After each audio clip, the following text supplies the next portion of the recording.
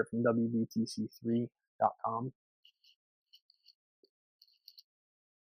talking with you today about types of curbs. Most of the time, where we inspect at least, we really only see two types of curbs. We see rounded concrete and we see squared off concrete. The rounded is much more common. The squared off might look just a little bit cleaner. They both tend to take on damage over time. They both have a very similar replacement schedule. They both tend to have very similar defects. It's really just a question of preference.